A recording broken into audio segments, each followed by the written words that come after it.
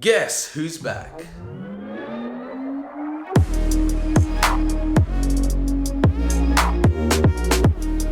OPPO is back with this, the OPPO Reno5 Pro 5G. I'm EMKWAN. I've been using this device for about a week now, and in this video I'm going to help you answer the question, should you buy this? Here on EMKWAN Reviews.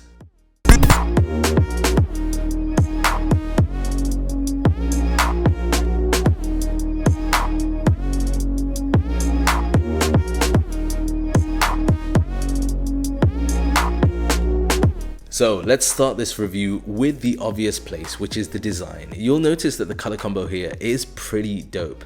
This is the galactic silver color, which is basically every color you'd possibly want rolled into one. It's got this shiny effect thanks to OPPO's new AG glass process that's not only enhancing the color itself, but also helps with making the grease and fingerprints harder to see on this device. It has a slight matte feel in the hand, so it's actually going to be better for grip as well. And the Reno5 Pro 5G also feels both light and slim in the hands. You've got these flat profiles at the top and the bottom, and at the bottom you're also going to find the USB-C port, the single speaker, and the dual SIM tray. Now the volume rocker and power button are on opposite sides, and it also features on the front a 6.5-inch AMOLED display with a single punch hole for the selfie camera.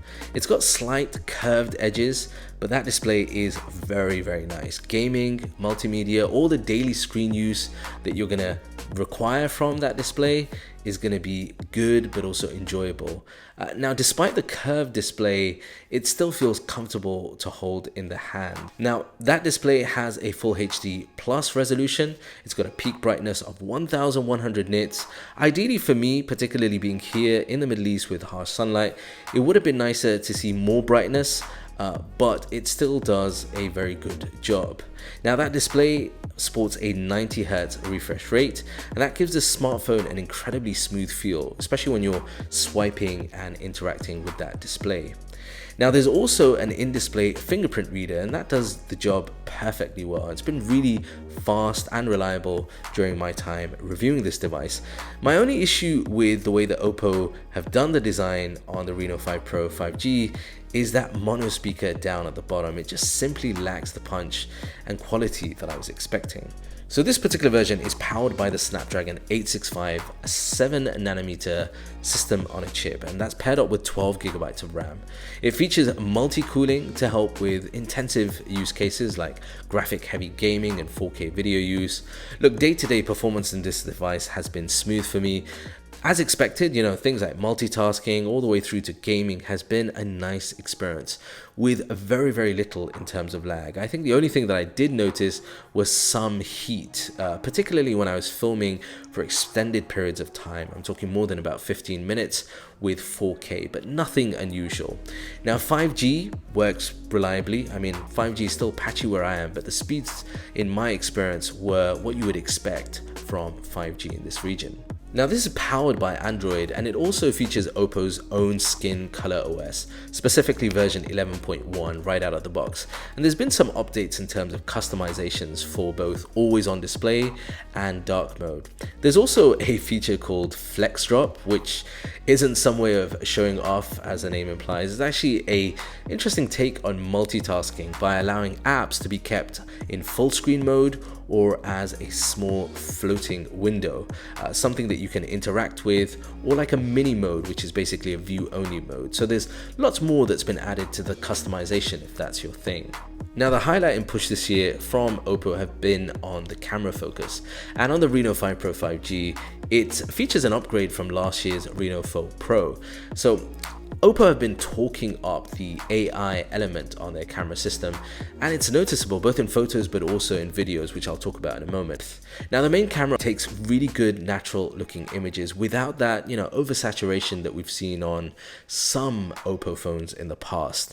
I noticed minimal noise reduction, which is common on smartphones within this price range and category, but even in indoor lighting it does very well. The phone does a good job with the color accuracy. This HDR performance is also very good, and I think you can see the differences between the highlights and details, particularly from darker areas in the shots. I feel there's enough here in terms of detail to certainly please most users.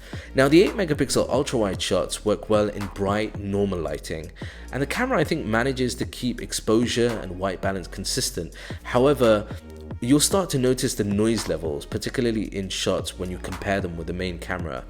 So the zoom is also available here, up to 20x zoom, but day-to-day use, anything higher than about 5x zoom really isn't usable, as you can see from these shots. Now portrait shots look really good, and you can tell the software side has improved on the blurring of the background while focusing on the subject. This works with both people and items, and I also played around with a 2 megapixel macro. And for me personally, I don't use this lens as much. I mean, it looks reasonable with some of the shots that it's taken. There is some detail, but the image quality overall is still a little muted when compared with the other lenses.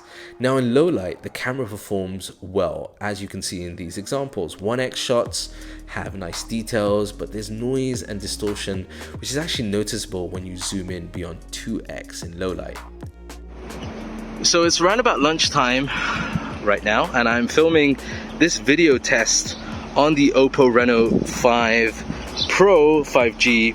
I've got AI turned off for this example, and I also have ultra steady turned off as well, but I still think it does a good job with stabilization, particularly as I pan around. Let me know what you think of the audio, because this is filmed entirely now on the OPPO Reno5 Pro 5G.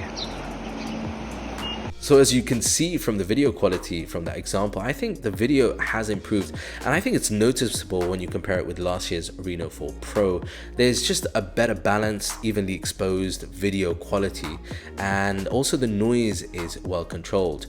Now you'll also notice that in low light the video has been improved, and that's in part with the AI mode, and that punches up the colors and also the brightness to give you essentially a more brighter video in low light. On the front, you'll find the 32 megapixel front-facing selfie camera. It will take decent selfies, but I did notice that the phone overexposed some of the shots. Let me know in the comment section down below what you think of these photos. Now, when it comes to the battery, in terms of most users, that's enough battery to power you through most of the day. When you need to plug it in, you'll get fast charging, and I was able to get 100% charge in around 35 to 40 minutes, which is very good. It's unfortunate because on this model there is no wireless charging, which is a little unfortunate for me personally, because I've been moving towards wireless charging. I've got lots of wireless chargers around the house and apartment, so that's something that is lacking in the Reno 5 Pro 5G. I think, as expected from OPPO, you're getting a good choice in the Reno 5 Pro 5G. Look, you get that nice design, the AMOLED display with the 90 Hz, you get good performance and battery life. The only area which I would have liked to see a bit more punch in would have been the camera, because the main 64 megapixel sensor is actually really good, and I think it's going to satisfy a lot of users, but it would have been nice to see improvement in some of those other lenses. But all in all, the OPPO Reno5 Pro 5G does offer good value, particularly in this price segment. I'd love to know your thoughts, so let me know in the comment section down below, and I'm going to show you something else over here. So I'll see you in this video. Peace and blessings.